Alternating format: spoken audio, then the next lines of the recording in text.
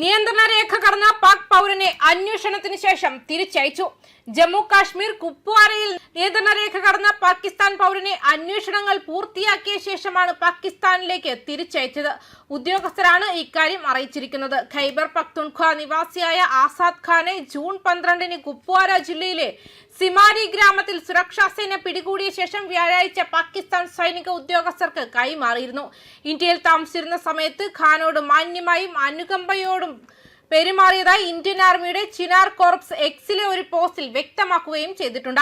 2026 June 12-ന് നിയന്ത്രണ രേഖ കടന്നതിന് ശേഷം കുപ്വാരയിലെ സിമാരി ഗ്രാമത്തിൽ വെച്ച് അറസ്റ്റിലായ പാകിസ്ഥാൻ പൗരനായ ആസാദ് ഖാൻ 2026 ജൂൺ 18-ന് പാകിസ്ഥാനിലേക്ക് തിരിച്ചയച്ചു.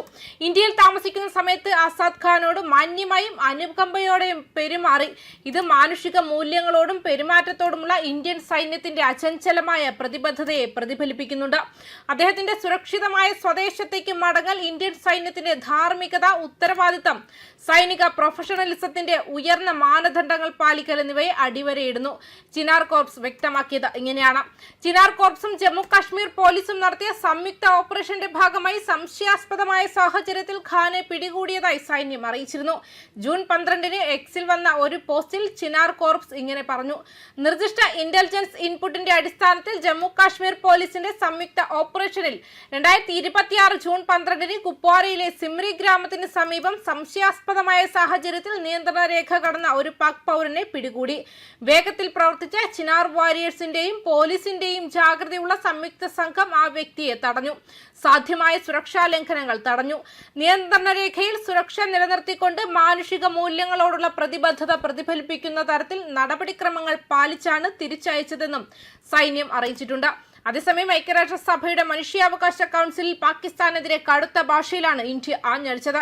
യുഎന്നിലെ ഇന്ത്യൻ മിഷനിലെ ഫസ്റ്റ് സെക്രട്ടറി അനുപമ സിംഗ് പാകിസ്ഥാൻ ഭീകരതയെ പ്രോത്സാഹിപ്പിക്കുന്നതായും പാക് അധീന ജമ്മു കാശ്മീരിൽ ജനങ്ങളെ ക്രൂരമായി അടിച്ചമർത്തുന്നതായും കുറ്റപ്പെടുത്തുകയും ചെയ്തിട്ടുണ്ട്.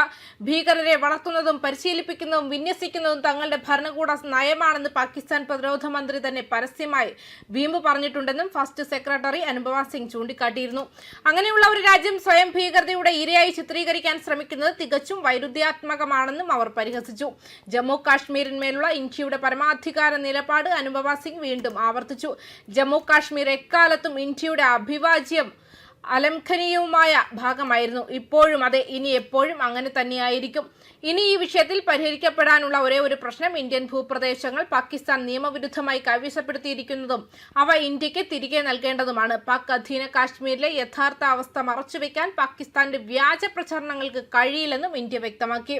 റാവൽകോട്ടിൽ നടക്കുന്ന സമകാലിക ദുരന്തങ്ങളും നൂറുകണക്കിന് സാധാരണക്കാരുടെ കൊലപാതകങ്ങളും കാശ്മീരിൽ ഉടനീളം നടക്കുന്ന കടുത്ത അടിച്ചമർത്തലുകളും അവർ എടുത്തു പറഞ്ഞു. സിന്ധു നദീ ജലകരാറുമായി ബന്ധപ്പെട്ട ഇന്ത്യയുടെ നിലപാട് വ്യക്തമാണെന്നും വ്യക്തമാക്കി. ഭീകരതയെ ഒരു നയമായി കയറ്റുമതി ചെയ്യുന്ന ഒരു രാജ്യം സൽസ്വഭാവത്തിലും സൗഹൃദത്തിലും അധിഷ്ഠിതമായ ഇത്തരം സഹകരണങ്ങളുടെ ആനുകൂല്യങ്ങൾ തേടുന്നത് യുക്തിക്ക് നിരക്കാത്തതാണെന്നും ഇന്ത്യ വാദിച്ചു. 1960-ലെ ഈ കരാർ ഇപ്പോൾ കാലഹരണപ്പെട്ടതാണെന്നും കഴിഞ്ഞ 6 പതിറ്റാണ്ടിനിടെ ഉണ്ടായ വലിയ മാറ്റങ്ങൾ ഉൾക്കൊള്ളാതെ ഇതിനെ എന്നും ഒരേപോലെ മുന്നോട്ട് കൊണ്ടുപോകാൻ കഴിയില്ലെന്നും ഇന്ത്യ വ്യക്തമാക്കി. ഇന്ത്യൻ ഭൂപ്രദേശങ്ങൾ മോഹിക്കുന്നതിന് പകരം സ്വന്തം വീട് വൃത്തിയാക്കി സൂക്ഷിക്കുന്നതാണ് പാകിസ്ഥാനും അവിടുത്തെ ജനങ്ങൾക്കും നല്ലത്. ഈ കൗൺസിലിൽ അവർ കാലാകാലങ്ങളായി നടത്തുന്ന നാടകങ്ങളുടെ പുതുമയെന്നോ നഷ്ടപ്പെട്ടു കഴിഞ്ഞുവെന്നും പറഞ്ഞുകൊണ്ടാണ് അനുപമ സിംഗ് പ്രസംഗം അവസാനിപ്പിച്ചത്. ന്യൂസ് ഡെസ്ക് കർമ്മ ന്യൂസ്.